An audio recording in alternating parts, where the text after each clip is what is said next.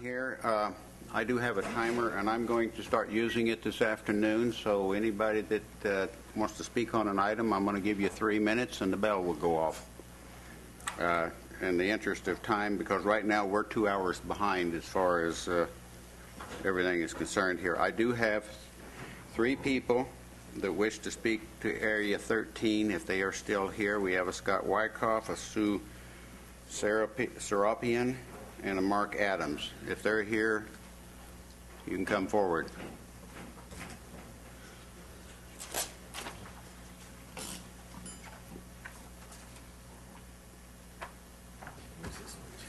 This is a lot louder.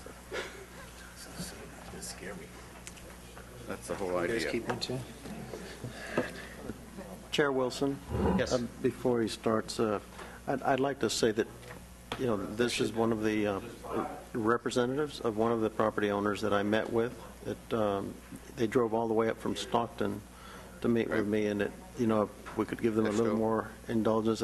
I've invested hours of time, even prior to this meeting, just listening to them and their legitimate concerns, and so I just wanted to, you know, ask if the chair's consideration maybe for, you know, just a little more indulgence, because there's a lot more here than that I can even begin to explain. Thank you.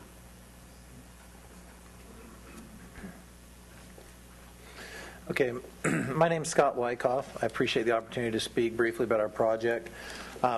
We just handed out this brief packet, and what I'll do is, in short, what we're looking to do is we have property, study area 13, in South Paradise Pence Road, and you can see it on this map here as well that you have on your sheet. This map is of the existing land use designations and the current general plan for Butte County. And the Citizens Advisory Committee made a recommendation to make this area resource conservation with 0 residential units, which we strongly disagree with.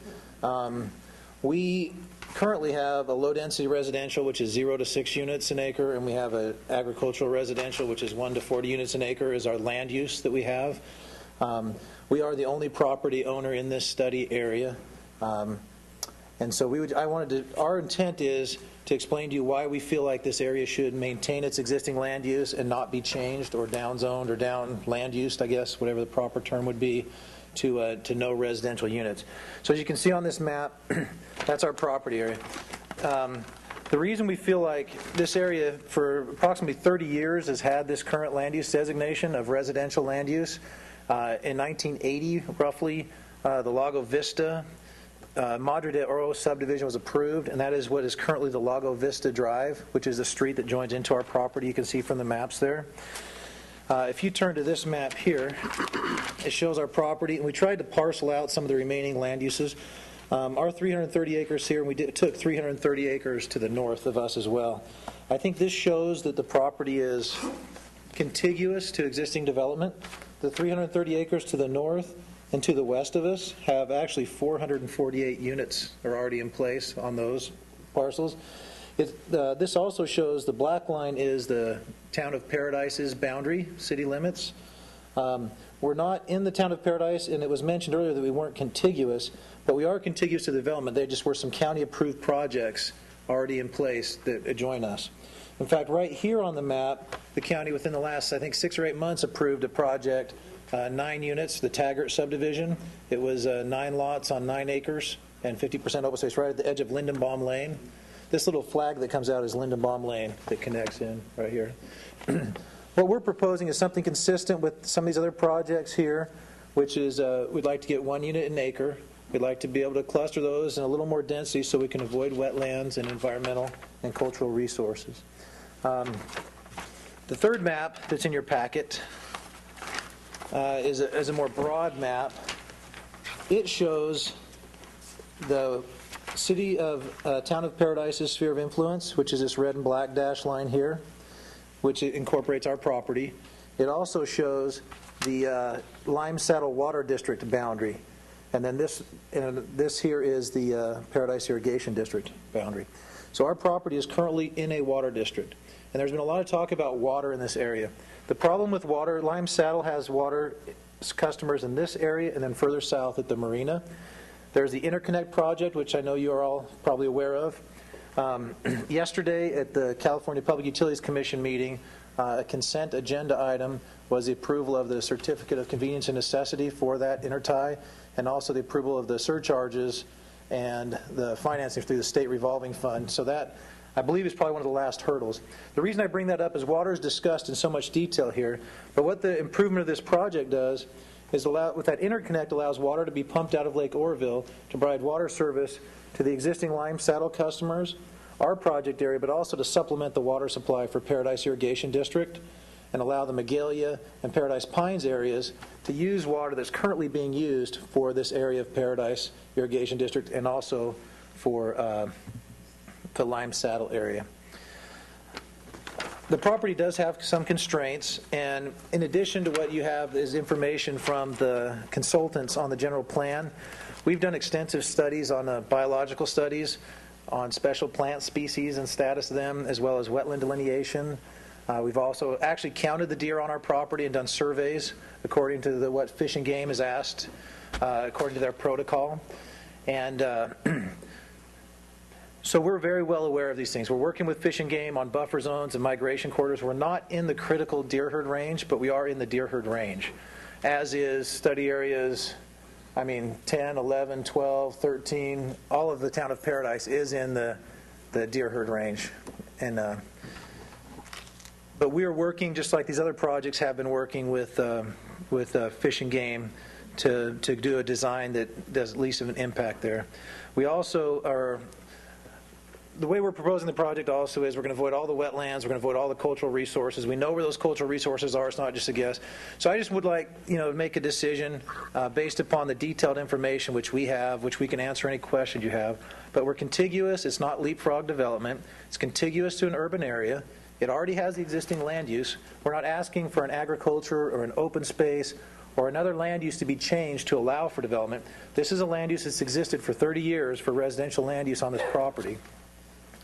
We're going to have to identify other impacts, traffic, all these other constraints will be studied when we do our environmental document and we propose our project. And I understand this isn't necessarily the forum to discuss the project, but it scared me.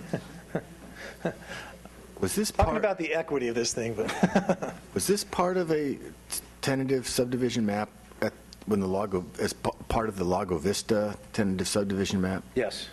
It was the Madre de Oro, I believe, is what it was called. Okay. And Lago Vista was the first phase, and Salmon were the first phase of development. And there was a full EIR done at that time as well, and discussed deer herd and all those other issues. How far out are you projecting your project at this point? You sound like you're ready to go into a specific plan process right away. Is that? Well, 3 years ago, the owners that I worked for bought the property because it had the zoning, and the land use designation was a logical path of development in the water district. Okay. When we did that, we went to the county, and we've been doing 3 years of wet season groundwater monitoring under the direction of the county and a regional water quality control board to determine if it was feasible or not for the wastewater to be done on site. And there's good soil, there's a good site for community wastewater. So what we're preparing at this time an application package to submit for a planned unit development, and I guess a planned unit development would be the tentative map. Yeah. But as far as absorption, I don't know how many years it'll really take to build out or absorb these. I just wonder whether you were in process right now of actually starting to. Yeah, originally we were going to submit everything at once, but the county's policy at that time was you have to get the regional water quality or health department approval first. So we've been working that process and doing our constraint studies.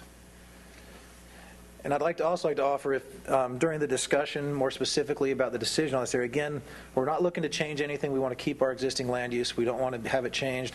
And one other quick comment is if you do change our particular property right here, then all this other property around us remains with that same existing land use. That doesn't necessarily seem appropriate or fair either to change this one little area that's very good for development. Because topographically, there's steep hills and ridges and canyons and all this stuff. And this is one of the few areas left, like the mayor said earlier, that's contiguous to existing development in Paradise that is logical for growth and development. So that would be another concern, is that we get our land use taken away and everybody else around us still maintains their existing land just because we were a study area. And that's the current situation as it's been recommended. Because alternative one in the plan is resource conservation, which we kind of argued back and forth. So we're asking that we maintain the existing land use, which isn't alternative one, because alternative one is resource conservation. Thank you very much. Thank you, Scott.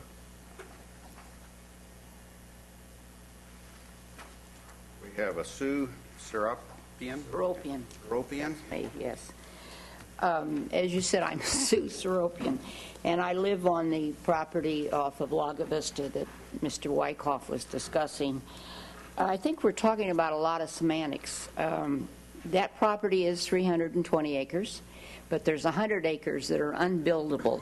And the ridge area, if you look over the canyon, is very buildable. I personally don't have a problem with him building on that area, and I need to say that that's just my personal opinion.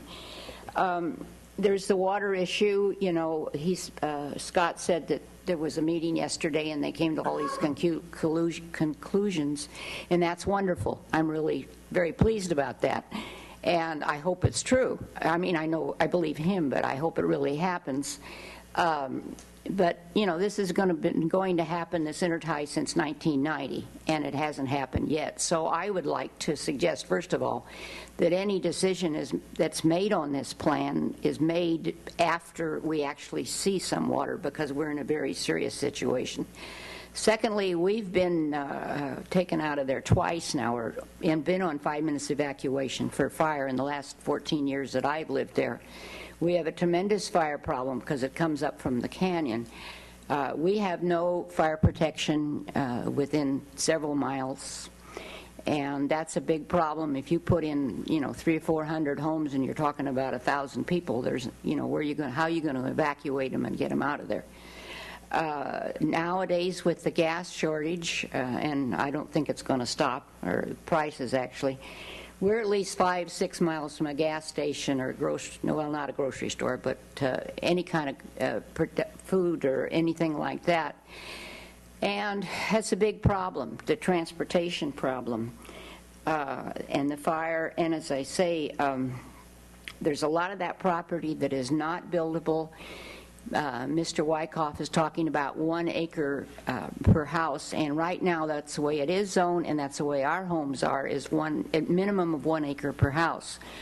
But there's only 220 acres that are buildable, and I think that if there's going to be, this plan is going to be approved, it needs to be 1 acre for each house, a minimum of 1 acre, because it's a semantics thing, but to say you're going to put 330 houses on, or 400 houses like he submitted to the CAC at one time, you're not talking about 1 acre a house, and that needs to be looked at.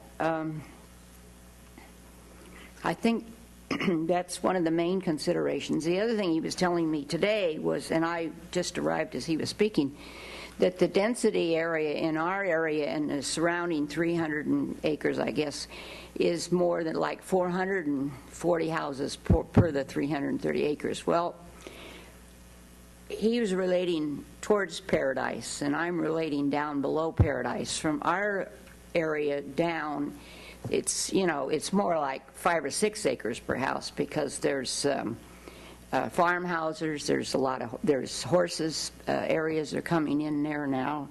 So to relate us to an adjacent area, we should be related downwind of us rather than upward.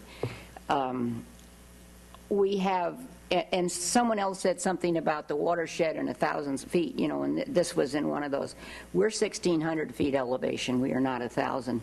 I'd just like to say that we have a new neighbor, moved here from Santa Cruz. Everybody on our street is from out of the, everybody but 2 houses are from out of the area. It's people coming to live on 1 acre lots to get out of the congestion, and we're going to have congestion on Pence. That's another thing. But I would like to see it remain 1 acre lots, usable acres, not total acres.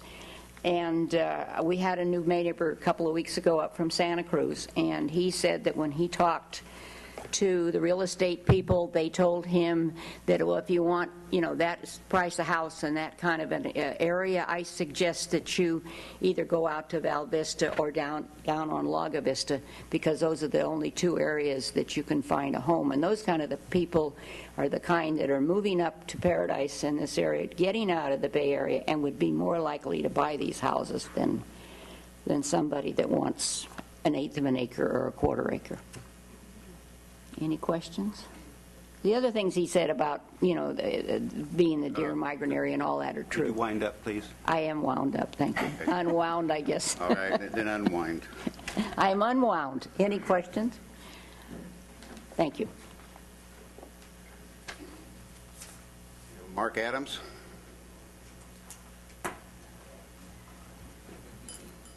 Good afternoon now. A couple things mentioned that Scott didn't cover. In the process of the last few years, he's had meetings with the neighbors several times. As a direct result of the first meeting, there was a concern about access onto Lago Vista as being the primary access for the property. And so my clients went out and worked with the property owner that fronts on Lindenbaum Lane to the south and processed last year a lot line adjustment to allow direct access to Pence Road now, and Lago Vista could be used only as an emergency access. So that was a big hurdle that was overcome last year. What I'd like to talk about just for a minute is kind of the process we've been going through, and something that's, to me, is a real odd result that we've ended up with to this point. From my client's perspective, as this General Plan 2030 process started to unfold, there was this desire for people to give input on potential study areas, and there was the rush of study areas and submittals, and in discussions with staff, we were encouraged to be involved with that, and it all made sense to us at the time. And so, we submitted for this area. And then the discussions continued to make sense because they were going to look at alternatives. And the alternatives laid out to us were, the alternatives 1, 2, and 3. 1 would be the existing land use designation. 2 is the concentrated growth. And the third is the rural extension. But in our particular case, the alternative 1 wasn't like the alternative 1 for most of the other study areas. And most of the study areas were started out with, they were asking for kind of going from no land use designation to a higher land use designation. That's not what we were asking for, is just to maintain the existing. So it's kind of odd because in hindsight, we really blew it. I think we should have just tried to fly under the radar screen and not come up as one of the study areas. If we hadn't applied, if we hadn't submitted, it's likely that we wouldn't even be looking at study area 13 right now. The existing land use designation wouldn't be in question today, and we would be moving through this process to the point where we really want to try and get to, and that's when you guys start discussing policies. I see some of the other study areas are presenting to you land plans now. Land plans trying to anticipate what your policies are going to be, and that doesn't seem quite right. It seems to us that let us maintain our existing use here, and let's see what your policies are going to be, and then we'll develop a land plan that meets your policies. And I know that they're going to address a lot of the issues that you scored, in the alternatives. And, we've looked at those, and we've looked at how can we get high scores, how can we get A's and B's on all those. And we think we can, because we've studied the deer herd, we've studied the cultural resources, the biological resources. We can avoid those. And so it's we're kind of at this point where we feel like we've got to get a plan together, because, man, everybody else is, because everybody wants to look at specifics. But really what I think we should be looking at is just the appropriateness of this location.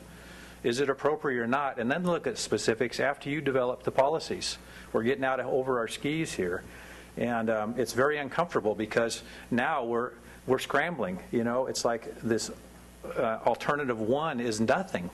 And that doesn't seem appropriate for a piece of property that has streets stubbed out to it, that has utilities stubbed out to it, that, we've studied all of these things for the last 3 years, following the processes that we thought was right, and it's getting us nowhere with really no due process. And the due process is for us to submit a planned unit development and really, let you guys look at it and look at its, the individual merits of our project and decide if it's right or wrong. Decide if you want 330 lots there or 230, like Sue says. This to me is not the right place to be doing this.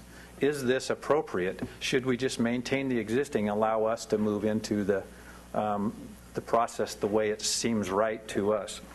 And what's really unusual and odd about this, and Scott kind of alluded to this, is if you look at the map we presented, everything from miles to the south and miles to the west is an AR designation. It's an AR land use, and you're not looking at those. And that is not as contiguous to existing infrastructure and existing housing improvements. It doesn't have the soil. It hasn't been proven. It's got steep slopes. Yet they're going to maintain, I guess, the current land use designation. And because they flew under the radar screen, they didn't say anything. And we have the potential to lose out because we tried to engage in the process. Something's wrong there. Thank you. Thank you, Mark.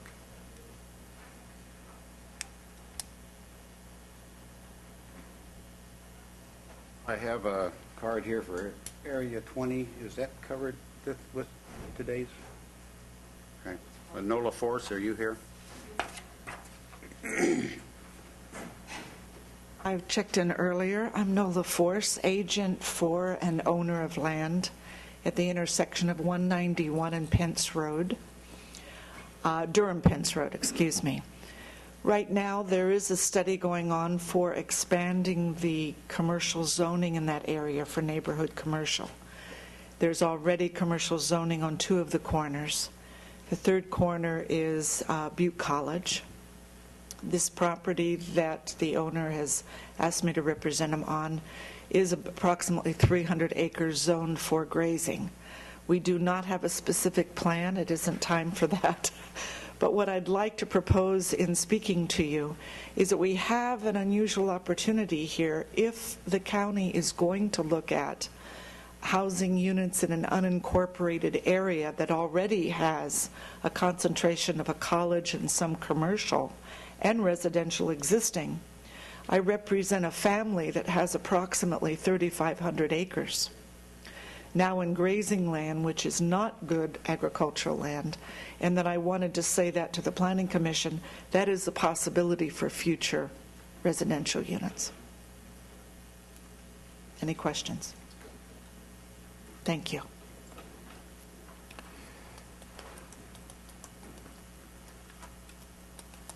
Hey, I don't have any more cards. I think it's time for a Planning Commission to receive a presentation from staff. Oh, just a sec. Great, thank you very much. So staff asked me to just start off with a brief overview of the region, the Citizens Advisory Committee preferred land use alternative in this region.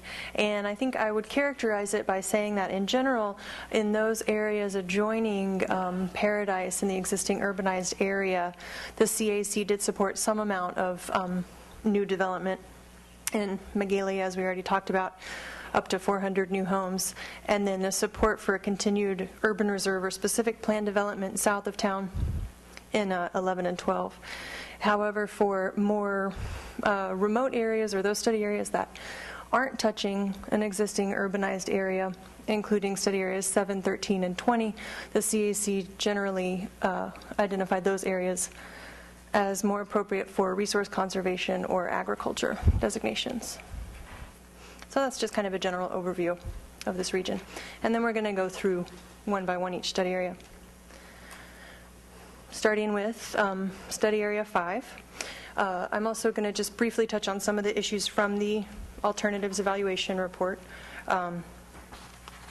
So in this study area, some of the issues highlighted in the alternatives evaluation report included recharge potential, wastewater service, which we've heard about today, potential impacts to habitat, fire severity, and high sensitivity for cultural resources. The three alternatives that we considered originally are Alternative 1. This would have followed the existing general plan, although this doesn't look like the image for Alternative 1. I think that we have a little bit of a problem with the projector because there are different colors, and what looks all green on that is not actually all green. I don't know if you don't have the other maps with you. Some of these areas in Alternative 1 were yellow, which, on your legend, you can see that very low-density residential and low-density residential look like the same color on the legend. On the map, they're actually pretty different, and very low-density residential is kind of a bright yellow color. So I certainly apologize that that's not projecting correctly. And hopefully you have maps that you can refer to that are printed. Where would we find those maps? I don't know if do they have maps of the alternatives? They do the exhibits of the preferred land use alternative. But they don't have the previous alternatives 1, 2, and 3 maps? Those would be in your alternatives evaluation report. So, yeah, what you have your hand on right now, Nina. Yeah.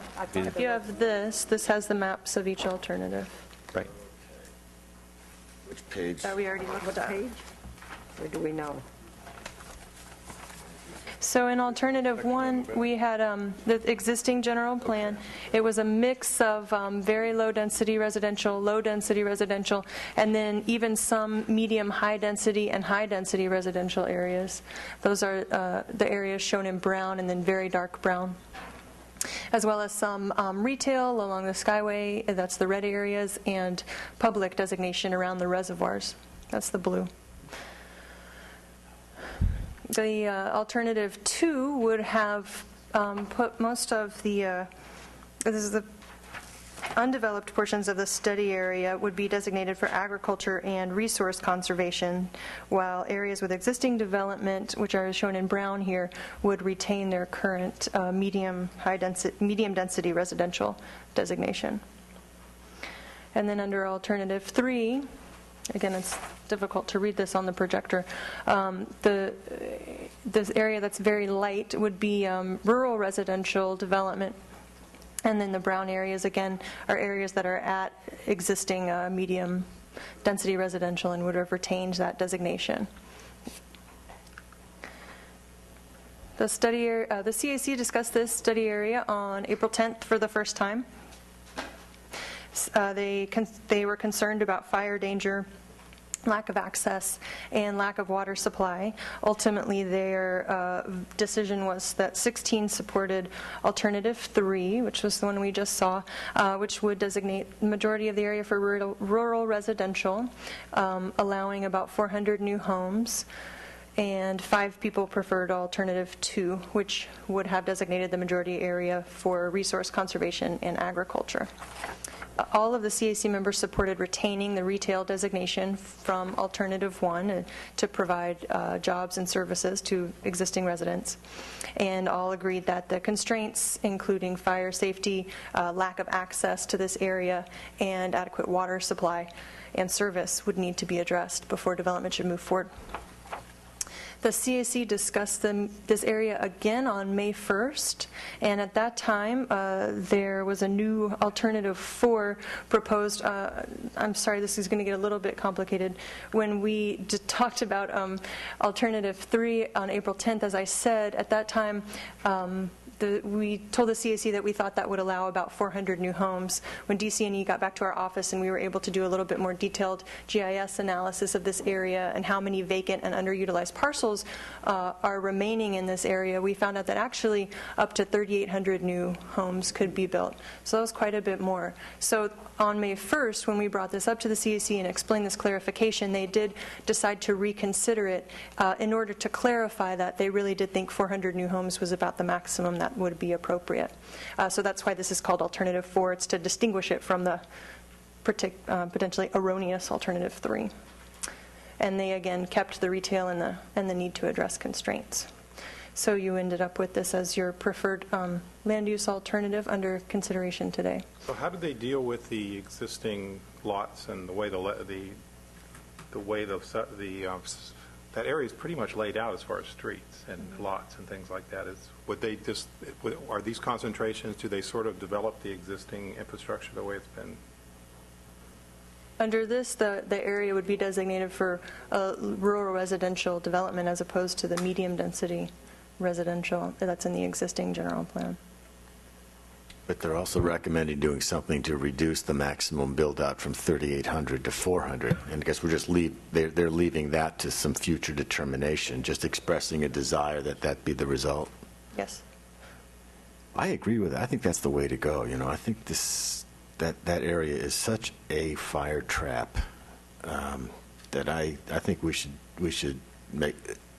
zone that for as little new residential development as we can. Well, number 2 would get the least amount of residential development that they could possibly have, which would be no significant increase in housing at all. Am I not correct? Well, they made an alternative 4. Is that what you said? The 400 houses, and their recommendation was alternative 4. 2 would be even less than 4. Is 2 less than 4?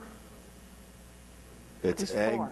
Oh, okay. 2 is ag resource conservation, if I read that right. Well, according to your slide that you put up, it said no significant new homes. That's 400 is not significant, no, it was, considering 3,800.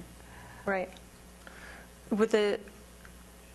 This is alternative 2, so the difference here is that instead of most of the area being designated for rural residential, which is in the current preferred land use alternative or alternative 4, this would designate those areas for agriculture or resource conservation. So that would allow fewer new homes. 400. And 400. That probably is the way to go. Of course, I mean, I just wonder how realistic it is to say we're going to downzone those properties from a residential zone to a resource conservation zone. I mean, that must have been the consideration that the Citizens Advisory Committee had. Well, when you go resource conservation or ag, what are we talking about? Timber? It could depend on the zoning. Yeah, there's definitely timber in that area, the current zoning. I mean, what are we saving other than fewer homes? But I mean, if it resource conservation or ag, are we talking timber or what? We're just talking right now about density. I think that'll all be. Well, then rural residential would deal with density. Rural residential would allow down to 5-acre parcels. The ag and resource conservation, actually the agriculture designation that we used to do the alternatives analysis would allow a minimum 20-acre parcels, and a resource conservation, I believe, is 40 acres. Yeah, 40-acre parcels. Okay.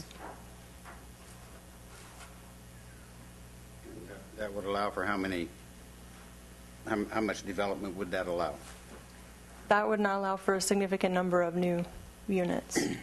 400. Well, I mean, and in the for agriculture and conservation.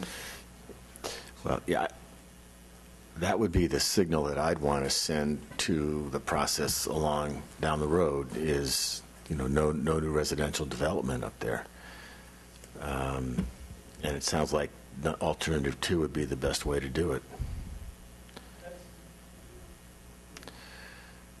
That's just my. We were told, Bruce McClintock, CAC, we were told at the CAC after they reviewed their dwelling units on these alternatives that the definition of not allow significant number of new units for alternative 2 was 3,400. That's why we set the cap at 400. So the cap for this alternative 4. Okay.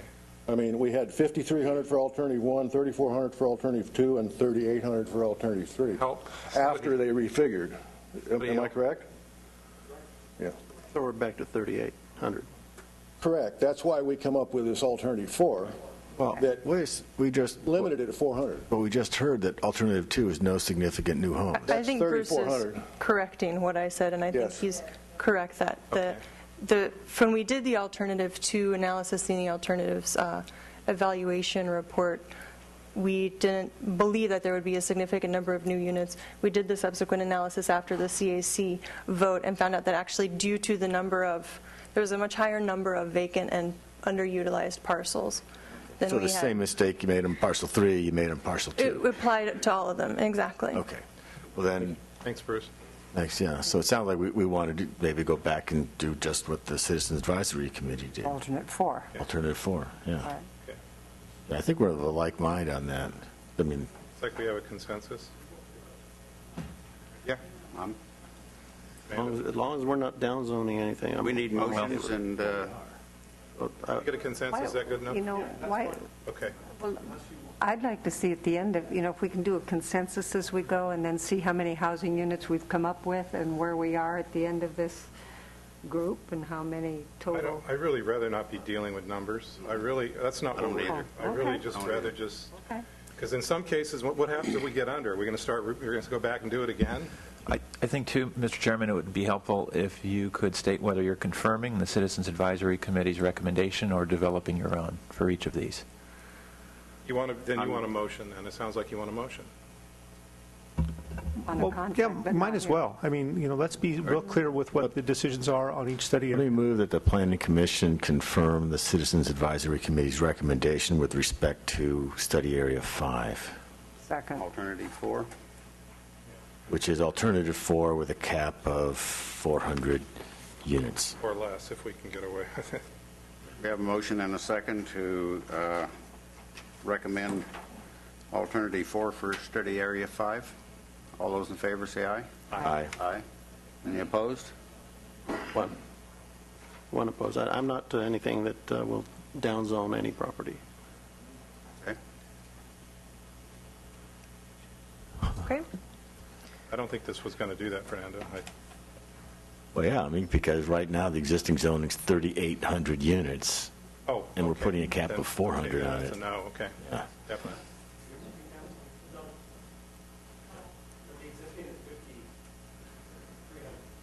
5,300, all right, but Well, Okay. moving right along. Okay. Study area 7.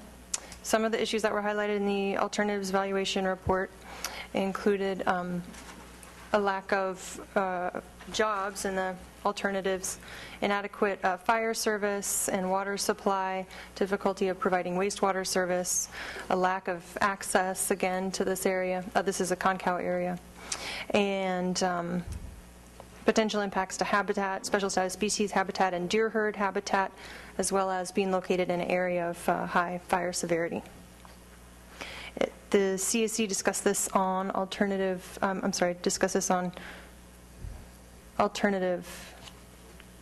April 10th, excuse me. The first alternative that they looked at, alternative 1, also follows the existing general plan. And that would have allowed rural residential and medium-density residential development, as well as a little bit of retail, that little red bit you can see there, and resource conservation in the green areas. So the very light yellow is rural residential, the dark brown is medium-density residential. Then alternative 2 would have designated the most of the entire study area for resource conservation, with the retail use designation continued. And in alternative 3, it would have designated the majority of the area for resource conservation, with some medium-density residential remaining there around the Camelot subdivision.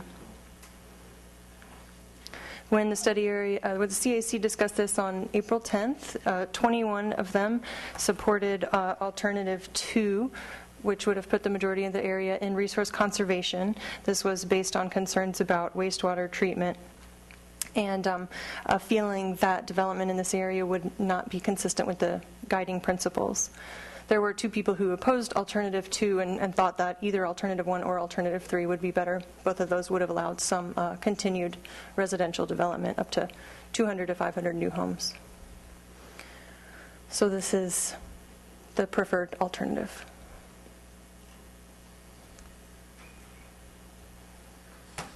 Number 2.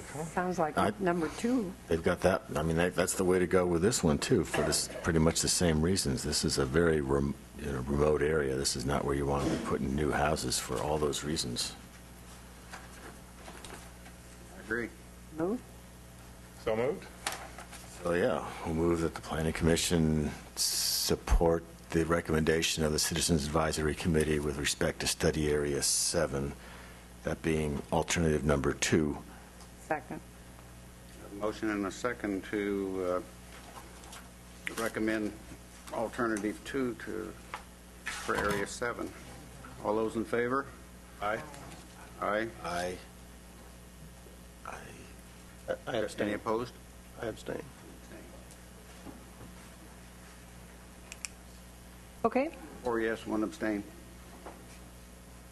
Study Area 10. We've talked about this a little bit today. This is some of the issues that the Alternatives Evaluation Report, which, again, as has been pointed out, did cover this entire study area, not just the Tuscan Ridge Golf Course, which is what most of our discussion today has focused on. You guys may recall that this is a study area that you created during the meeting 2-3 process. And that was carried forward by the Board of Supervisors. So some of the issues highlighted in the Alternatives Evaluation Report are fire service, recharge potential, impacts to grazing land and habitat, and fire severity. Alternative 1 in this area is the existing general plan. That includes the designation for, the grazing land in the lighter green here, which I call the arms. This darker is resource conservation, and then it would allow some rural residential development immediately adjacent to the town of Paradise. Under Alternative 2, there would be an extended area of rural residential development next to Paradise, and the 2 arms would be designated for agriculture. And then under Alternative 3, this would be resource conservation. The laser pointer and the back and forward buttons are very close together on this device. I apologize. Resource conservation, a mix of industrial and open space here, with the industrial uses clustered on a total of about 100 acres. And then the golf course here is shown in green. So this is the alternative created to reflect the development proposal on the golf course.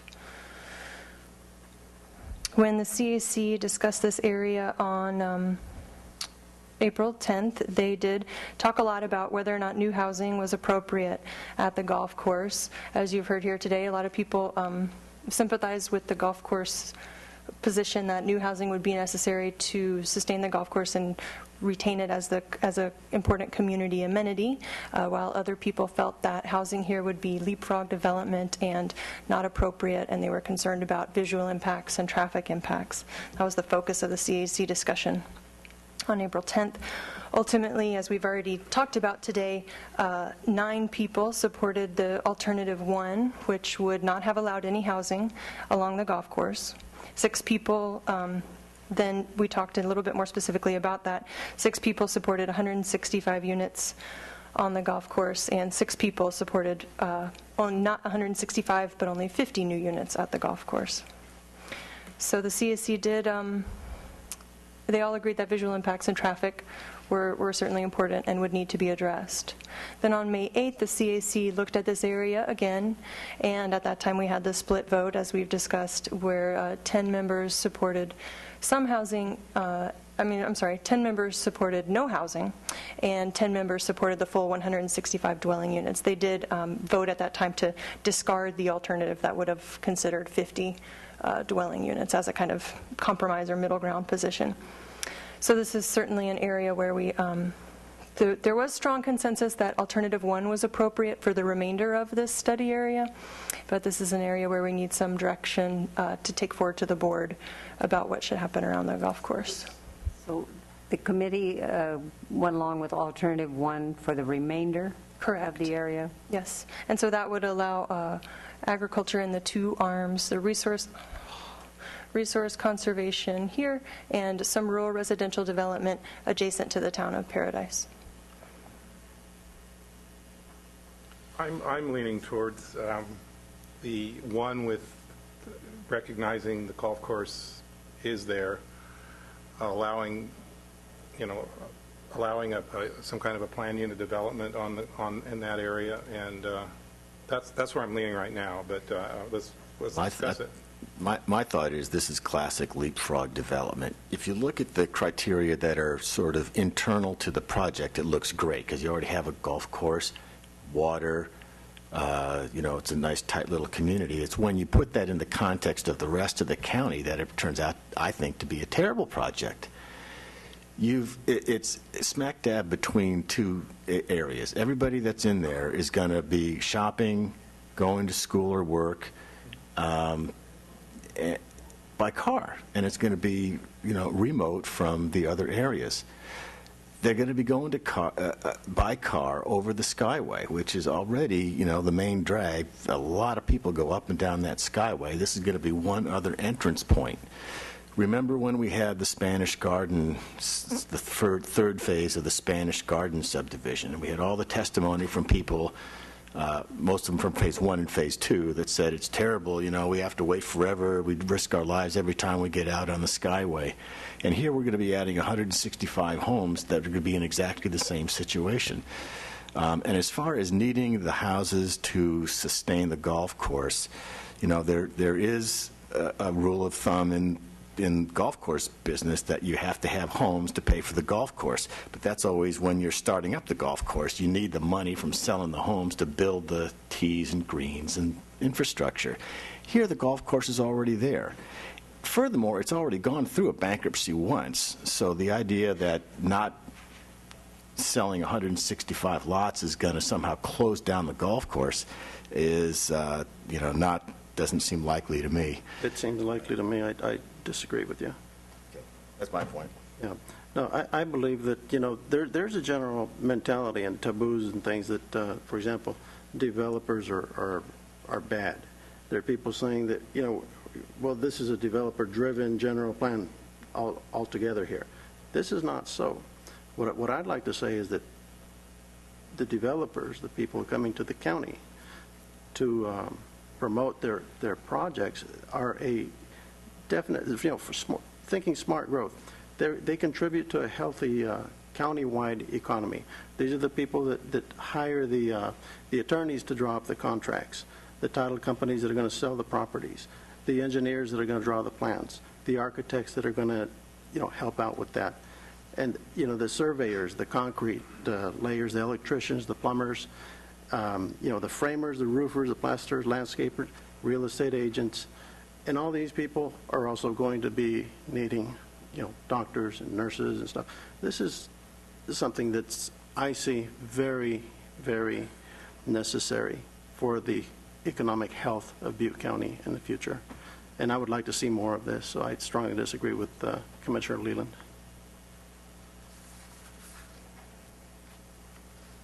I kind of agree with Commissioner Moran. The only thing that I would disagree on is the amount of children that will be coming out of there. I can't see younger couples with children being in there that much. I think it's going to be more of a retirement community.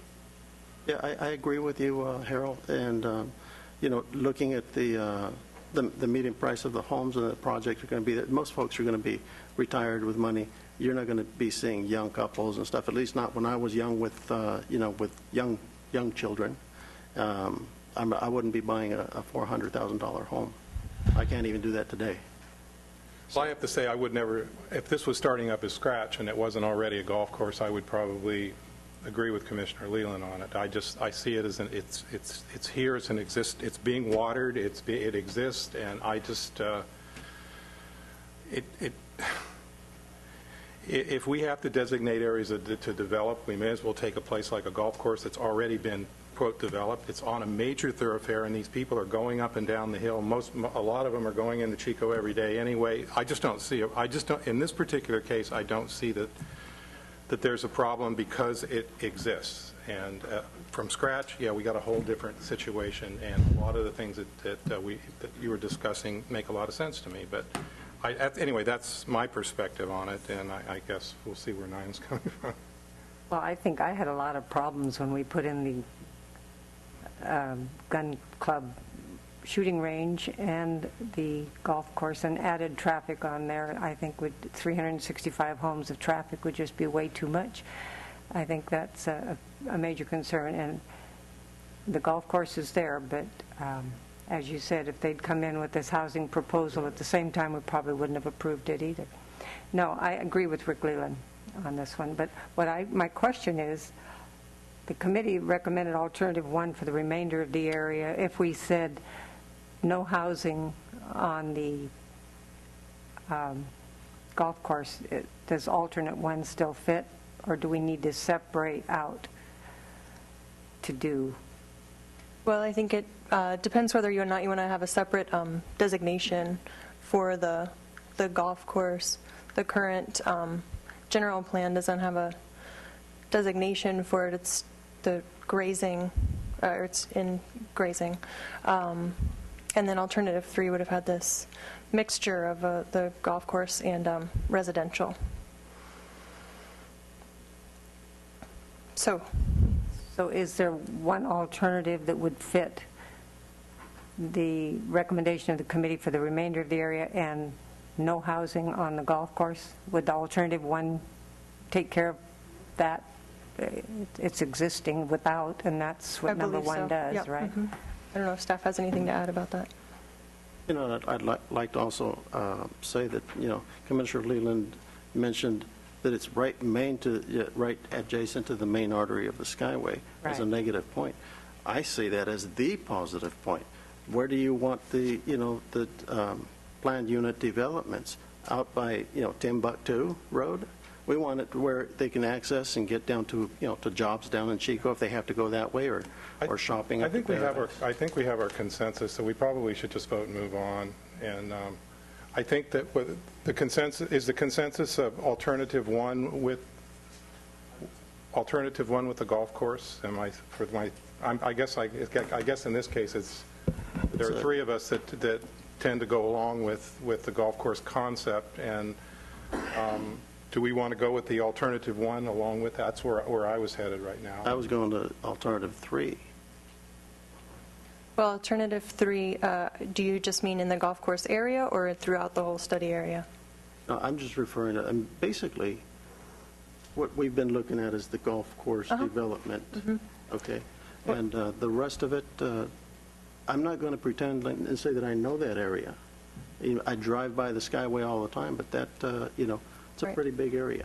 We had pretty clear consensus it looks on like we're not the gonna CAC on get the a- rest of Well, it. I think the consensus I was kind of reading, if you will, was the 163 housing units for 165 for Tuscan Ridge, along with alternative 1. No, without the housing, for me. No, but I think I saw 3 heads nod yes to alternative 1 with the 165 housing The only way units. you're going to get 3 people to agree on So it. maybe one of you could make a motion to do that, and I'll move that. Alternative 1 with the golf course. with the 165 housing units. 5 houses? Golf course If is you want to there. discuss the number of houses, we can do that if you want. Well, but the golf course is there. You mean housing? The housing on the golf course, right? Yeah. You want to discuss the number of units? Okay, then I'll No, say the 165 units with alternative 1. That would be my motion. I have a question before that. Joanna, Yes. is that what the CAC said when they looked at alternative 1? Doesn't matter, that's what my motion is. Yeah, no, I know, but I have a question. I'm sorry. I'm not trying That was I'm not trying to trump it. That was the one of the alternatives that the CAC chose, that half the CAC chose was what the motion maker just made, Second my motion. which was for the 100. I'm going to I'll give go Lorraine a ahead. chance. I'll go ahead and second your motion, Chuck, but I just wanted to know if it concurred with what the CAC said alternative 1 was. This involves some downzoning. Well, I'm not for that, you know that. Well, I'm not for downzoning, but I am for progress. we have a motion and a second for study area 10 to allow the golf course to make their development and to follow the recommendation of recommendation 1. I'd like to be heading into a PAC situation over there. I don't know whether you can put anything like that in, but I don't want it to be just zoned for... A PUD. A PUD, I'm sorry, PUD, yeah. Okay. Is that a Freudian slip? All A PAC situation? All those those in favor say aye. Aye. All those opposed? No. Mr. Chairman, are you do. saying that that was part of the motion to be part of a PUD? I would like to see a PUD situation. I just don't want to, We just want to be clear on our Yes, recommendations. yes. Okay. you know, if zoning is going to follow general plan, I would like to have something within that situation where it is fit within the existing land. And so this would be 165 units on, I believe, 35 acres or 30 Right. plus. Approximately 35. Yep. Tuscan Clustered. Ridge. Yeah, where Tuscan Ridge can make their development. Right. They meet all the other criteria, of course. Okay, moving on to the next area. And if we don't have a PUD, The area? anyway, you see where I'm coming Yes. from. Okay. Okay. Thank you. Our next study area is Study Area 11. This is the Paradise Urban Reserve area immediately south of the town of Paradise. The alternatives evaluation report highlighted wastewater, impacts to grazing land and habitat, high fire severity, and erosion as potential issues in this study area.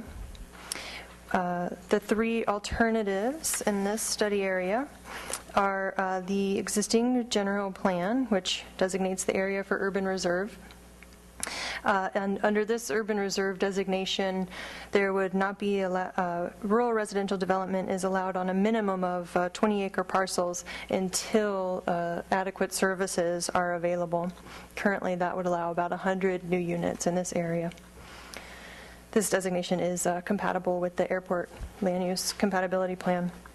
Under Alternative 2, most of the study area would be designated for resource conservation. That's the dark green. What looks like light green on this map, but is yellow on most other maps, is very low-density residential development immediately along the southern side of the town of Paradise, and that would allow about 700 new units. And then in Alternative 3, the majority of the area would have been designated for rural residential. This resource conservation on the right side of the study area is where the airport is, to comply with the airport land use compatibility plan. Throughout the rest of the area, a total of about 400 new units would have been allowed. We had talked about this on April 10th. And generally, the CAC sentiment was to respect the wishes of the town of Paradise. And so 18 of them supported Alternative 1, which would retain the current urban reserve designation. And we didn't hear from any other CAC members about a different preference for a different alternative. So this is the preferred alternative. And that would And allow rightfully about so. 100. Currently, that would allow about 100 new homes. Yeah, sure. Let me move that the Planning Commission endorse the Citizens Advisory Committee recommendation with respect to Study Area 11, keeping it as urban reserve. Any discussion? We have a motion and a second to recommend that preferred alternative number 1 be approved and for area number 11. All those in favor say aye. Aye. Aye. Aye. Motion carried unanimously. Great. Next Thank you. area. Our next area is Study Area 12, immediately to the east. This is the Southeast Paradise Specific Plan area. The Alternatives Evaluation Report highlighted fire service, wastewater service, impacts to grazing land, high fire severity, and severe erosion as issues to be considered in this area. The three alternatives. This is Alternative 1, which, I'm sorry, we only had one alternative for this study area because the town is in process, or during the time we were developing this, they were in process with the specific plan. We've heard today that that specific plan is now out for public review. I just want to note that at the time we put the alternatives together, we didn't have the town was not as far along in their specific plan process. We had an indication there might be about 200 new homes in rural residential type of development here. During the meeting series for the CAC meetings, we were able to get a little bit of additional detail from the town about the direction their specific plan was going in. And so when we talked about this on April 10th, we had information from the town indicating that the specific plan would allow about 600 new homes and some retail uses. So that is, the CAC was unanimous in agreeing to keep this as designate this for a specific plan area. They did not talk about an underlying designation. If the specific plan was to be an overlay as opposed to a designation, the CAC did not discuss what an underlying designation would be that would be in effect until a specific plan is adopted. That means does that mean an urban reserve? Get my vote. Because that way we'll let the citizens, we'll let the town of Paradise come up with their specific plan, and they'll probably be annexing it at the same time. That could be an approach. The CAC didn't talk about what it meant or didn't mean. So if that's something the Planning Commission wants to include in their motion, that would be helpful to provide clarity. I'm sure that's what they meant. We'll recommend that that's what they meant. Yeah, yeah. So, well, this is close to a no-brainer. Let me move that the Planning Commission endorse the Citizens Advisory Committee recommendation with respect to Study Area 12, with the understanding that the intention was to have an urban reserve designation underlying the specific plan status. Second. We have a motion and a second to recommend the CAC's recommendation for study area number 12. All those in favor, say aye. Aye. Aye. Aye. None opposed? Okay. Yes. Study Area 13. This, the alternatives evaluation report highlighted inadequate fire service and difficulties providing wastewater service, and also the very high fire severity in this area as some of the concerns. The alternatives in this area include Alternative 1. As the previous speakers have pointed out, this is a case where Alternative 1 was not the existing general plan land use designation. In this case, Alternative 1 is based on existing deer herd policies that would require a 20-acre minimum parcel size. Alternative 2 would allow some low-density residential, the lighter color in the north end of the parcel, with the rest of the area, with the rest of the area in a resource conservation designation. This would allow about 200 new units. And then Alternative 3 would have designated all of the study area for a mix of very low and low-density residential, and that would allow a total of about 420 new units. We talked about this area on April 10th, and we heard from Sue Seropian, who spoke earlier today and who's a resident of this area and also a member of the CAC. She shared some of the same points that she made today, and a number of CAC members were concerned about fire danger, water supply, and wastewater, and impacts to wildlife in this area. So those factors led 15 of them to support Alternative 1, which would have placed the entire study area in a resource conservation designation and would not allow a significant number of new homes.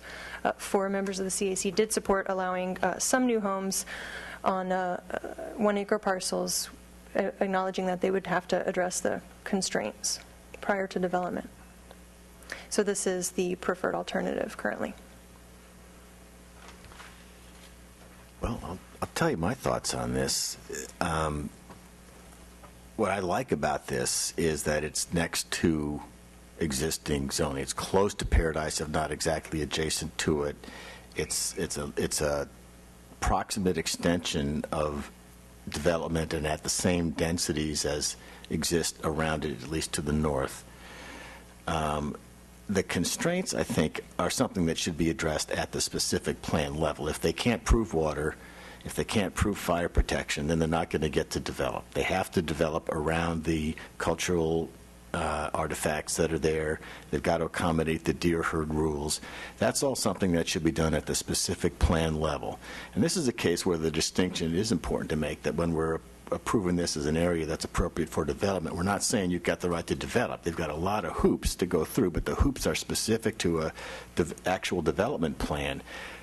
The perspective we should have now is looking at the county as a whole, comparing this with other areas that are available for development. Is this a good area or a bad area? And I think it's a good area because it is not leapfrog development, unlike Tuscan Ridge. So my thinking is that this is an area that should get the approval at this general plan stage. Not the same distance as Tuscan Ridge from the town. That's okay. We're not going to go there. Don't go there, because if you drive We're from... not going there. We're not going there. Doesn't matter. You know, what we also need to look at is... Okay, go on. Go on. Go ahead. No, I'm done. That's Okay. What we also need to look at is, you know, when we allow for developments right next to areas which is urbanized, which is great, okay, but those areas are the ones that are going to be annexed into these towns that they're adjacent to, and then the county's going to be losing their revenues. So, you know, we have to be looking at the economic sustainability of the county. We're county, planning commissioners, not City of Paradise or Town of Paradise planning commissioners. And so, in that sense, the Tuscan Ridge is less likely to be, annexed into the Town of Paradise or City of Chico. And so, Go on. Got to move on. okay. I agree We voted with on that. Rick. We got to get over with it. If and that was a move on. motion, I second it. Now, are you looking at an urban reserve, kind of an urban reserve, or with a specific plan, or exactly how would we, I'm going to ask you, how would we do this? What we really would like to do is say, well, if the constraints are dealt with, if they can get their water, if they can get their, whether that means with a specific plan, does that mean a reserve, or help us here? Well, I think the first step is it suitable and adequate area for housing? I think you've answered that. That's the first question. Second, the tool to get you there would be either a PUD. You could do a specific plan. I don't know that this necessarily warrants a specific plan personally, but You're saying a PUD. some sort of a comprehensive plan is what I hear you saying, that allows for clustering to address deer herd and, the kinds of things they're going to have to mitigate, I think is what you're saying. So a tool would be a PUD or a specific plan. Or couldn't we just zone it for, the same residential zoning that surrounds it, with the understanding that they can't, they could never develop it as a checkerboard kind of development with all the constraints they've got. They just have to go to a PUD. Yeah, or we could just zone it PUD. That might be, Or we can just leave it like but it then is. again, we don't, with a PUD, don't we have to designate how many units we're talking about, or do we, or will the zoning designate that? That's something I think. I guess, what if we just say we want to see a PUD, we want to see a PUD, period, and just, I think we do need some type of guidance on the level and Why? density of residential. Well, for example, some commenters have said that there are some parts of this area that are appropriate for development and not others, and other commenters have said they really want to see a minimum of 1-acre lots. So just, we need some kind of... I think Rick and I are saying that we could see some type of an urban development there in the future if somebody would deal with the constraints and gear it along the lines of the constraints, so we have something that can be served well. I'll give you my thought on the densities, that it should be one house per actual dirt acre. When we did the flex lot zoning and even PUD, the whole reason for that is that you would cluster homes away from the sensitive areas and leave big expanses of open space. And we always knew that the reason you do that is because there's some constraint on the open space. The whole idea of that flex zoning PUD is to, put the constrained land away from development. So my thought is let's see if we can do PUD at a 35 homes, I guess. That would be the alternative 3 rural extension option, which is about roughly 1 to 3 dwelling units per acre, or 1 and 3. So that means 1,000. Right, so this is, I don't know, maybe this will help, or maybe I'm the only one that's a little confused. Well, alternative 2, for example, would allow 200 new homes, but would have said that they would all have to be up in this area here. Alternative 3 would allow 420 new homes, but spread throughout the entire study area. I'm just a little unclear on which of those you think is more appropriate. I don't know how the land is laid out, but is there a territory in that northern area where they could accommodate? Or see, that's by us saying, okay, put them all up north, we don't even know whether the north Yeah. accommodate them. Are you saying, Rick, Commissioner Leland, that 330, 1 unit per acre gives you a total unit count? How they're spread out is a function of the PUD. Exactly. In the application later on. So I think for today, all we need is a 333 number and then a PUD, and that gets us, Well, one of my notes indicates that's the 1 unit per acre. there was suggestion of 150 new homes on 1 acre parcel. So what are we dealing with in actual acreage? 335. 235. 335. If you, huh? 335. if you spread them out, but otherwise, And he's saying, let them cluster, let them come up with a plan. But 100 acres is, is constrained with cliff and, Right. archaeological sites, Mano and Matete stones, all that kind of stuff. are you attaching the resource conservation to that the committee also recommended No. as part of alternate one for the remainder, if you're clustering? No, I'm saying the whole. You look. I didn't say You that. look at the whole parcel, and you Right. say that we'll allow some number of homes, but the exact location of those homes is going to be determined by the developer after looking at what areas are constrained and which ones are open for development. Topography, et cetera. It may be there'll be a cluster of 300 homes and 90% of it will be in open space, if that's, Yeah. if it's clustered up to the north and it's contiguous to the town of Paradise, and the rest of it will be put in a trust, or possibly it'll be spread out a little bit more. But what it is, that's what the PUD process is all about, and it also has to come through the commission in a sense that we have to look at it, and it has to be able to be served, so. So you're proposing a PUD as a designation? Yeah.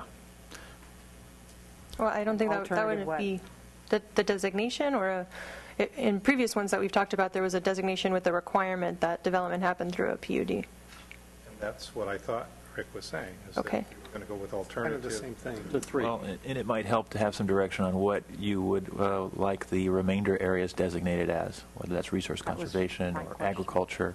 But there will be some remainder areas once you decide to cluster those dwellings. Rick, was Wouldn't that all be part of the PUD process? The resource conservation part would, I guess, are you talking about applying a very low density or low density residential, or a Saying mix? 335 units, and developer gets to pick where they go after he looks at where all the constraints are. Okay. Is that a motion? Right, but not to exceed the 335 total units. Right. Right. Well, yeah, I think we need to give some, I'd rather get it into a PUD process where I still want it to be Would that be automatic? well, this would just be a maximum. okay, I guess we're dealing with just the maximum, okay.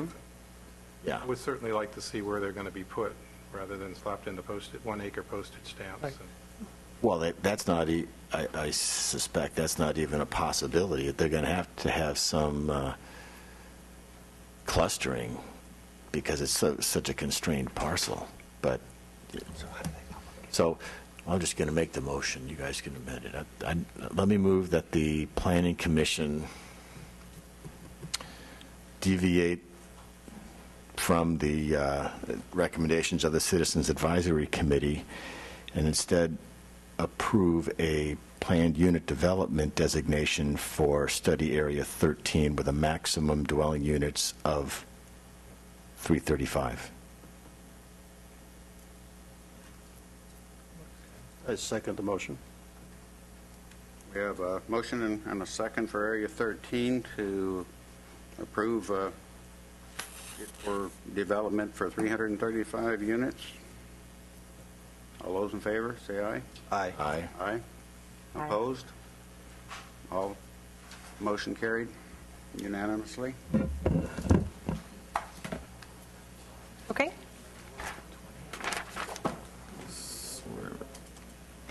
Study Area 20. The alternatives evaluation report highlighted concerns about market viability of retail development, difficulty providing wastewater service, impacts to grazing land and vernal pool habitat, and potential for expansive soils in this area. The three alternatives are Alternative 1, which is the existing general plan, would designate all the green you see there for agriculture, and the red at the intersection of Durham Pence and Clark Road would be retail. Alternative 2, this looks ever so slightly different. Very low-density residential uses would be clustered on about 60 acres here, and the retail uses would remain and would extend to the northeastern quadrant of the intersection there. This would allow about 60 new units. And then Alternative 3, the area would be designated for a mix of residential densities, including rural residential and very low-density residential. This would allow about 430 new units, and again, there would be about 300 acres of retail, also including the northeast corner there. When the CAC discussed this on April 10th, they had a strong support for a new alternative that they created by combining Alternatives 1 and Alternative 2. They were most interested in preserving grazing land in most of the area, but extending the retail designations to go northward from the intersection, as you saw in Alternative 2. And so this is the current preferred alternative. With a limit of approximately 30 acres for the retail expansion? No, the retail, now does it say here? 30 acres, yes, correct, sorry. 30. Now, by retail, the right retail in my mind for there is the strawberry patch or the fruit stand. Great. This commission addressed this at a parcel by parcel level at the commercial. Well, I guess it was the zoning for that parcel on the southwest corner, yeah.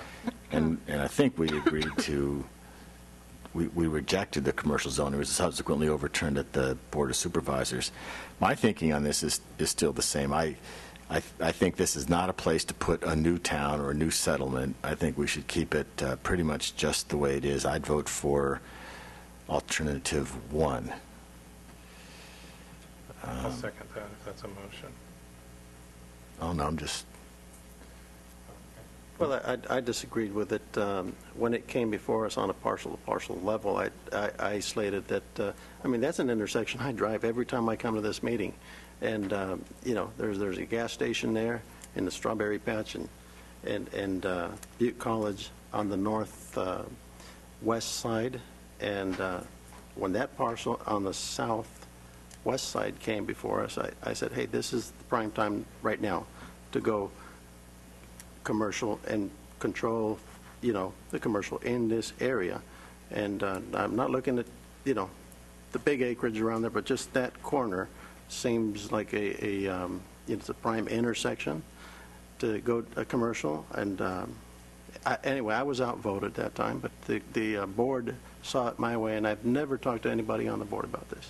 So, I think they would like to see it that way. Why? I mean, why? Because that's where you come to a stop sign. They can't even get one. They can't even. You got the college there. They have. And They can't even get one business going. That's why. See, there's a synergy in businesses. If you got a lot of businesses like Restaurant Row in Chico, you go down there to IHOP. Well, they're full. Okay, we'll go to Applebee's. So business begets business. In this case, it'd be leapfrogging How large right in the was middle that? of nowhere. How large was that parcel that we rejected but the board approved? I don't remember how large that Looks parcel. like, I'm just looking, it looks like 20 or 30 acres, Well, that might be the 30 acres. No, that's this here. southwest The corner. wedge, This one. I think it's about Right. 14 acres. So this would be the additional then 16 acres for a total of 30. Okay, so that wedge would have been about 15 acres. It's too bad that there isn't a town there. For when the college was built there, they'd have a town to serve it, but that never happened, and it's not going to happen, so Tell you not- I think we're there for, I think you're... Then it'd be the University of Pence. The alternative one provides existing, which includes that wedge that allows some commercial, and that would be my thought. This is alternative one, so has the existing retail and the recently approved retail as part of it, and the remainder would be in grazing. So the difference between that and what the CAC preferred land use alternative is the extended to the Strawberry Patch got rezoned. north. Yeah, to a barber shop or card store. Do you want to go with one, or do you want to go with the preferred alternative? I think one. Is that your motion, then? Yep, let me move the Planning Commission adopt alternative 1 for study area 13, which is similar to that adopted by the Citizens Advisory Committee, except it deletes the additional retail zoning on the northeast corner. We have a motion and a second to recommend alternative 1, study area 20. All those in favor say aye. Aye. Aye. Aye. Opposed? No.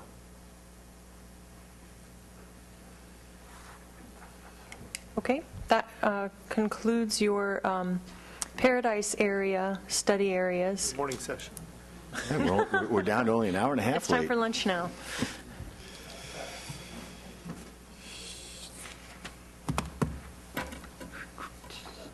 No time to do jumping jacks or down the Break hall. time, yeah. Well, our scheduled break is still another 20 minutes away. Would you like Have to? any Red Bull around? or- No, I just need to That's some old stretch. coffee back there. Stretch, I'll get some coffee, right? Okay. Go. So this is the overview of the preferred alternative in the Oroville area. And again, in this area, in general, I could characterize it by saying that the CAC supported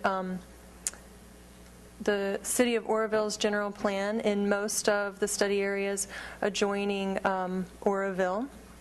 And many of those do call for additional development in those study areas, all of them do. And then in the as well as the Stringtown area specific plan here. In the more rural areas to the south, including Palermo and Bangor, the CAC generally was supportive of retaining agricultural uses, and in Palermo in particular, kind of downzoning some of the existing general plan to reflect more the pattern of development that's actually on the ground today. In Berry Creek, the CAC ultimately was supportive of the Berry Creek Municipal Advisory Committee suggestion to expand the boundaries of the study area and support an area plan designation that would follow the area plan promulgated by the MAC. That is an overview of that area, of that region.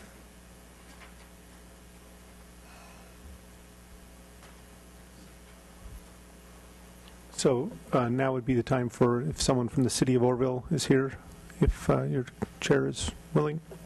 Okay. Somebody from the city of Oroville here? Anyone else from the city here? Oh, just kidding. Craig Sanders, City of Oroville. I just wanted to touch on two or three areas that the city has some recommendations on. The first two areas would be areas 21 and 26. That's the Thermalito area and then the Las Plumas area.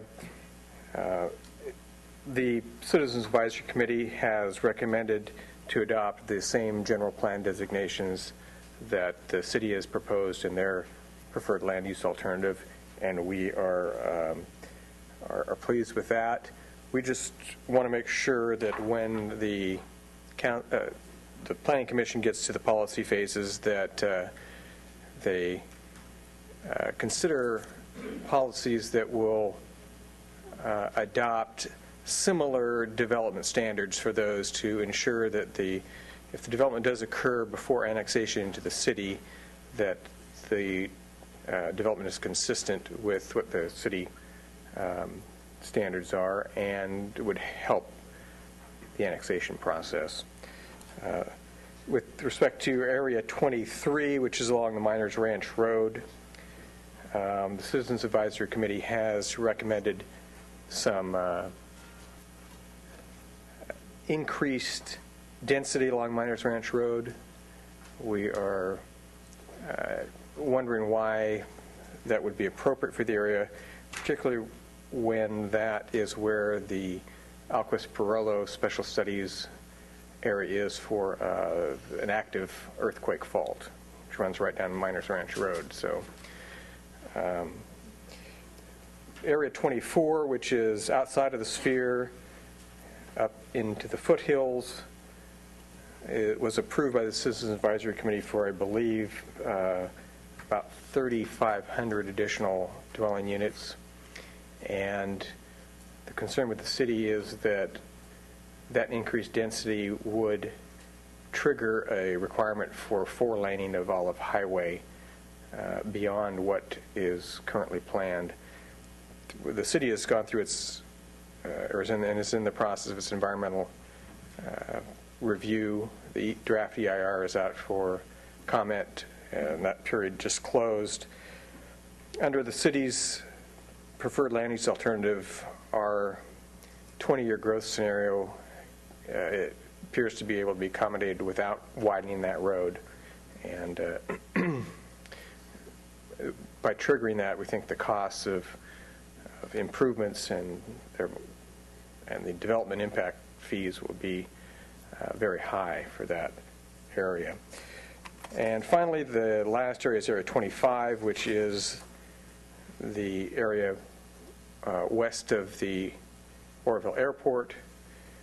It's within the sphere of influence of the city of Oroville, and is the one area where the Citizens Advisory Committee really deviated from a recommendation that would be consistent with the city's plan for that particular property. The city recently adopted a specific plan for Area 25. It encompasses, I think, about 600, 700 acres in total, but the specific plan area is on about a 420-acre parcel, and the city's adopted designation is for up to 2,400 dwelling units on that. And so we would particularly ask that you support that by placing a specific plan designation on Area 25. So, do you have service out to that? Do you have service out to that area? Service right now is out west of the airport to what's known as the Linkside development. It's roughly, I think it's only about 1,000 feet east of where the specific plan area starts. So TID sewer comes out to that area and water. So it's definitely in proximity to the specific plan area. And that's TID isn't going to serve it, is it? Pardon me? TID isn't going to serve it, though, is it? Yes, we would plan that is the preferred service alternatives for TID to expand out into that area. I thought I talked to one of their reps, and they said they weren't going to. They didn't have plans to serve it. The EIR for the project looked at a variety of service options. TID, if they are able and willing to serve it, would be the preferred provider. If they decline to serve it, or they say that we cannot serve it for some reason, then we have other options we'd look at. Are you planning on annexing Thermalito at some point, or does the city have any plans within their general plan? I mean, do you have any plans for that area as far as? I mean, definitely we do. And we have instigated the first step of that plan, and that is the initiation of an annexation proposal to take in all of that land that is south of Highway 162. The next step would be to take the area between 162 and Grand Avenue, and the third step would be Grand to Nelson. We know that that's going to be probably a difficult battle with existing residents. In the 70s, the city tried to do a similar annexation, which was really rebuffed by the residents. And anytime you try and take in a large area with existing populations, they control whether or not it's going to be annexed because they have the power to thwart it through a vote. Other areas in South Oroville, or do you have plans down there too? We have prepared a study of the South Oroville annexation feasibility plan. That really hinges upon services and the cost of services. The South Oroville area, as I understand, receives approximately 1/3 or 30% of the service calls for police in the entire county go to the South Oroville area. So it is a very service-intensive region that the city would have to expand their police services, police department, significantly in order to serve it. So we would like to do it, but it's dependent upon the city also getting other areas that are currently not developed and being able to have those areas develop and help fund the tax base in order to meet that service need. Got you here, that's why I'm taking advantage. Sure. It said that on Area 23 that 15 support the modified general plan. That is not the one, that's the one that you were saying you have some problems with in 23. I'm sorry, in 23, you have your version of the general plan. It looked like the Citizens Advisory Committee deviated from that, and that's what you're saying. There's a little bit It's actually outside of the sphere, and it's outside of the area that the city has a general plan designation for. I think the main concern is that with 3,500 units, there may be some physical impacts, particularly traffic impacts, that will tip the scales on Highway 162. Craig, I think you're talking about I was talking 24, about 23. and he was asking about 23. I'm talking about 23. With Miners Ranch Road. Eastern 23, Oroville. I'm sorry. I guess That was the Miners Ranch Road corridor. yeah, the Miners Road. particularly. And that was the difference between. Yeah, the rest of the area, I think, is consistent. Is that the rural area versus the more urban? As you can see, that's the one part of Oroville I know the least about. That's why I'm asking a lot of questions. Yeah. And I think, Dan, correct me if I'm wrong, the balance of the area, both the Citizens Advisory Committee and the city's plan were consistent. Right. So. Yeah, there was a modified, that's why I Right. was. Is this the time to ask? But Mike Evans was at our last commission meeting at the open session and presented a map and some ideas. Now, where does that fit in with the city's plan and what the Citizens Committee recommended?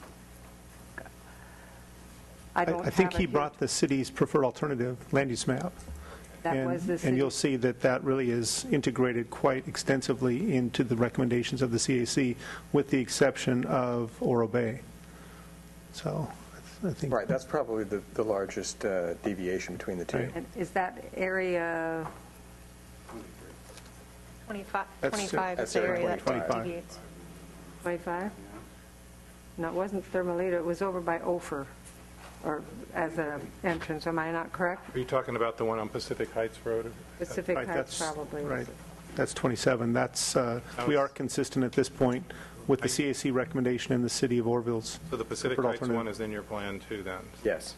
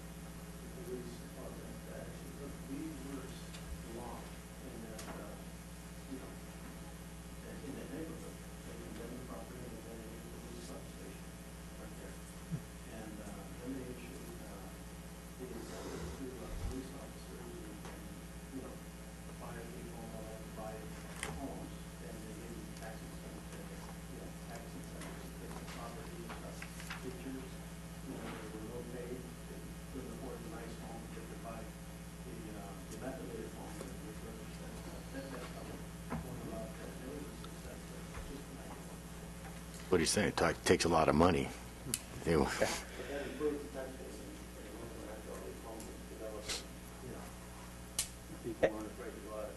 Right, and we've,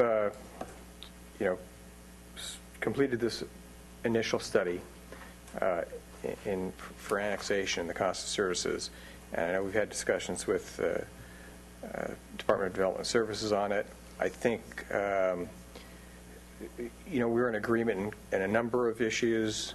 There's some disagreement in actually what it will cost to serve, and maybe on the level of service, how many officers we need to serve the area. But I think those things can be worked out. There may be some, there's an ability to maybe do some taxation sharing for a number of years at first, where the county can still help pick up some of those costs in a transition period. County's rich, we can do that. Well, it's not that they're rich, it would just be money that's already being collected. You're onto something there. Maybe Orville will pay the county some money for like that Thermalito subdivision. Just a thought. 25. And we've talked about that too. Stringtown, that's not in your annexation plans in the future, is it? I mean, it's outside of our sphere. You're not even, yeah, okay. No. And Not seeing serving it in the near future either. No. No. In fact, we're looking at, we're pulling back our sphere in some areas, particularly the southeast area of the planning area. And we, are still talking about possibly pulling the sphere back from Kelly Ridge back to the power lines, although that's not in our preferred alternative at this point. So we could take Kelly Ridge out of our sphere of influence.